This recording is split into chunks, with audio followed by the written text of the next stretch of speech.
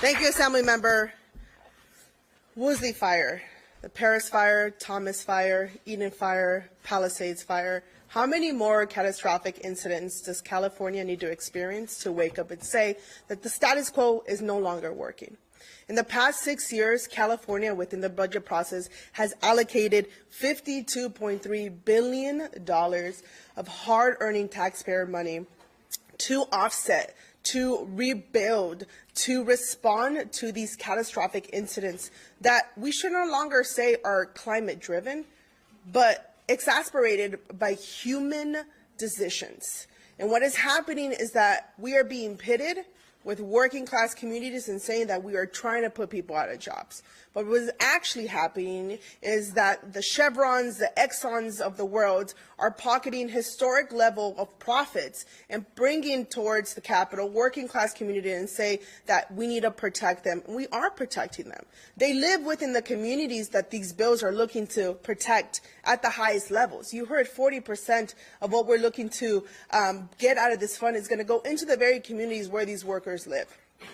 If WISPA and everybody associated with them really looked inside, they would see that they have enough money, more than enough money, to respond to this fund. In fact, they're one of the highest paying investments in lobbying to kill every single time of climate-driven bill that California sees here in the past couple of years. Close to $40 billion of investments just for lobbying to kill these kind of bills. That's money that could have gone back into taxpayers' pockets. Because what we see every single time after a catastrophic incident is utilities, insurance, asking the respective bodies to increase their rates to offset what's happening. That is a double tax on our Californians. So not only do we have to pay within the budget of California, we also have to pay to offset the costs for utility companies, for insurance companies, then have to pay, so it's a triple tax, to rebuild our homes that California is not currently helping them rebuild. So enough is enough. We're not asking to change the entire system. We're asking for a little piece of a fair share to come in and help us rebuild what you broke. You tell me any other example that exists in California where you don't have to pay something that you broke. If you're a part of that, you need to be at the table, because right now it's just taxpayers and it's just California footing the bill of one of the highest amount of investments into offsetting what human decisions have caused and exacerbated and related to climate change. And we're not the first. California claims to be leading in environmental justice, and no disrespect, yes, we are in a lot of spaces, but Vermont and New York went first.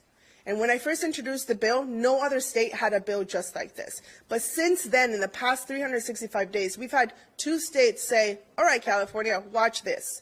And I want to make sure that we respond and say, okay, our move, we're going to match you.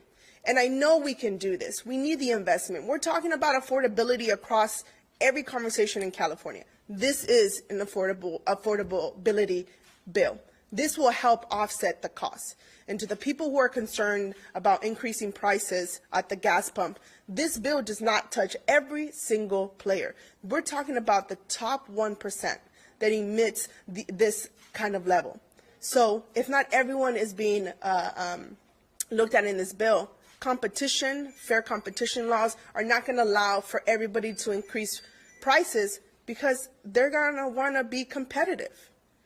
We are having conversations, have an open door with everyone to say we need a solution here, because what is working is what is currently the status quo is not working. I can't have another fire in an urban area. This is not a rural area. This is not a coastal issue. Sorry, this is not a urban issue. This is a Californian issue that is impacting Californians from Eureka to San Diego.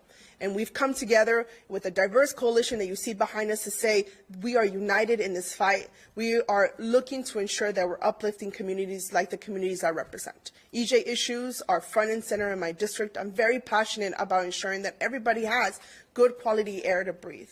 Everyone has the ability to play outside, because what's happening right now is we're killing our country. We're killing our planet. We're killing our world. And we need to step up as leaders that we claim to be and say that we need to pass SB 684 and AB 1243. I don't have to go into what the bills do. You've heard it from my colleague, Assembly Member.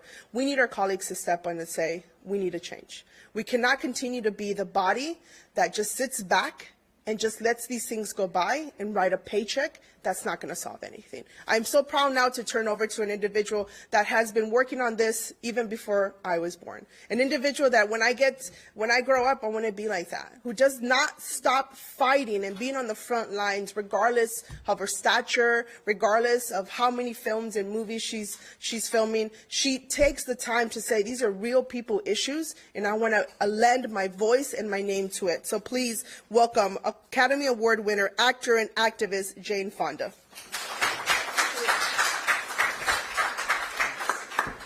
Hi, everybody. Thanks for being here. You know, everybody in the world, I mean, everybody is paying the costs for the climate crisis. People are losing homes to once-in-a-lifetime fires. We're losing loved ones to illnesses made worse by fossil fuel air pollution.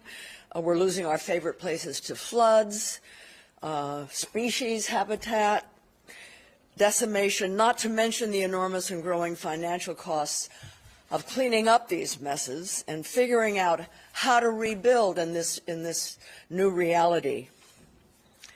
The only ones who are not paying are the polluters who caused these problems. The bill finally says the largest corporations who has profited from causing climate pollution need to pay their fair share to deal with the consequences. I want to give my deep thanks to Senator Menjivar and Assemblymember Addis for championing this visionary piece of climate policy. I think it's probably the most, if not one of the most important pieces of climate legislation today in the world. We have to get this passed. Now more than ever, we in California need to show that we remain on the cutting edge of thinking and leadership to solve this crisis. And a major piece of solving this crisis is paying for it, and not with more taxpayers' money. Big oil has made trillions of dollars in profits.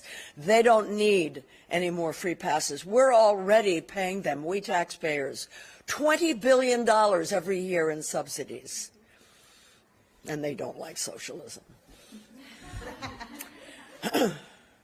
The billions of dollars of revenue that this bill will raise, you know, it's raised $75 billion in New York, so it can raise well over $100 billion in California.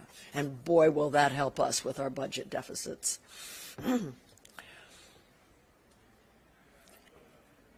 The revenue from this bill will make sure that more everyday people are supported when their homes burn down, when the power goes out, and when they need public transit to get to work. It will help make sure that all Californians get to be part of the renewable energy revolution, that more good family-sustaining jobs are created, and that our state can accelerate the transition that will make our lives safer, healthier, and less expensive. We have growing support for this bill with labor, community, environmental, and faith leaders and union leaders. California is uniting together here to show that we can make polluters pay their fair share to clean up the mess that they made. This is a practical solution, which is something that's hard to find when you're tackling an impossible crisis, as we are. It's a solution that California, alongside states like New York and Vermont, can model at a time when so many people in other states are looking to California to lead. Again, thank you to Senator Menjivar and Assemblymember Addis and all the co-authors for leading on California's Climate Superfund bill. And thank you to the hundreds of organizations and thousands of people that are working so hard to support it.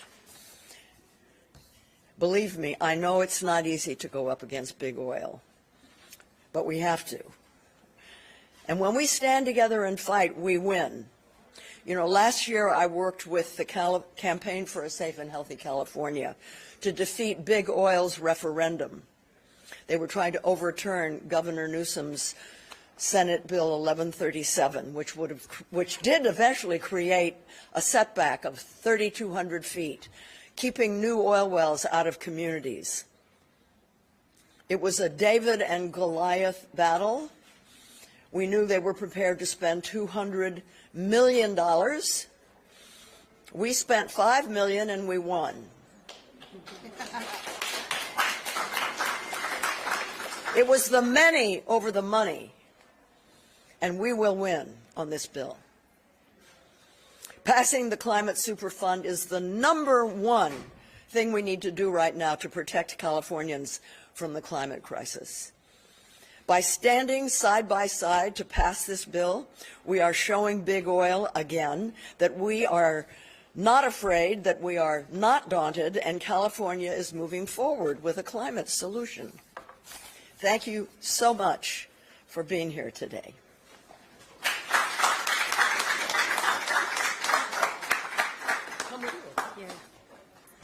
Yeah. Thank you, Senator Menjivar and Assemblymember Addis, and also for the amazing Jane Fonda for those words. And we're going to go into our next speaker, and her name is Jessica Cowlakes, who is here to speak a little bit about her experience living in an impacted community. So, Jessica.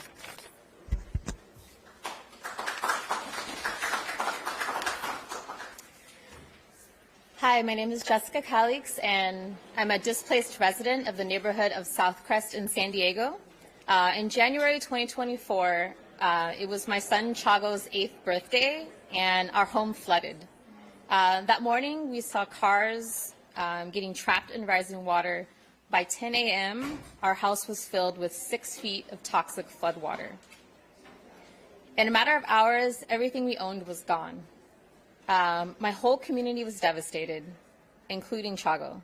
He was only 8 and he told me, "I'm glad I didn't get everything I wanted for Christmas because it would have been lost with the rest of my presents in the flood." He misses his best friends being next door, and years of happy memories trigger waves of grief and sadness. And now when it rains hard, he gets scared. He wonders if it's going to happen again, and no child should have to live with that fear. I thought we would have more time before a climate crisis would destroy our lives. But the truth is, what had happened to us is happening to more and more families. It didn't need to be so destructive, though. Our neighborhood, mostly made up of immigrant and working class families, had been ignored in our pleas to have the flood channels behind our home cleared out. When disaster struck, first responders were completely overwhelmed with calls, and the city was slow to respond. Many of our neighbors had to rescue one another, and we were on our own. We're still picking up the pieces. Taxpayers like us shouldn't be the only ones responsible for paying for climate disaster repair, maintaining infrastructure, for rebuilding entire communities.